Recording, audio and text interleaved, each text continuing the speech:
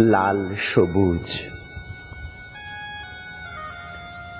পল্লীর সবুজ প্রান্তরে দিগন্তের কিনারায় হেলে যাওয়া লাল সূর্যকে সামনে রেখে আমি আর শিমিন অস্তিত্বের কাছাকাছি যেয়ে শেষের গান গেয়ে ওঠা পাখিদের নিড়ে ফেরার লগনে ভেসে আসলো এক কম্পিত অধরের অস্পষ্ট ধ্বনি। আচ্ছা, তুমি কি বলতে পারো লাল সবুজ মানে কি?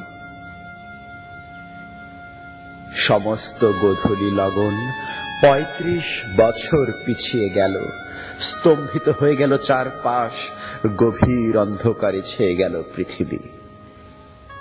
তুমি কি জানতে চাও লাল সবুজ মানে কি?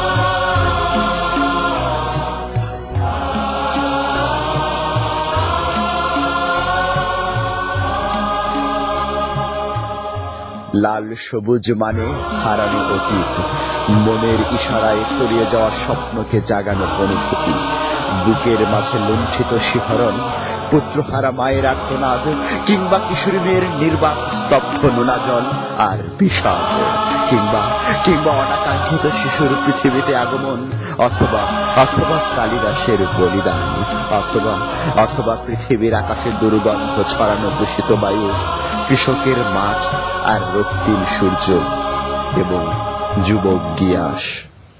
লাল সবুজ মানে ৫২ প্রেরণা, কাজী নজরুলের বিদ্রোহী কবিতা, রবীন্দ্রনাথের স্বপ্ন, চাষা তাঁতি কুমার জেলে মজুর, গণমানুষের পুষ্যপুত্র এবং মায়ের আদরের সোনার বাংলাদেশ।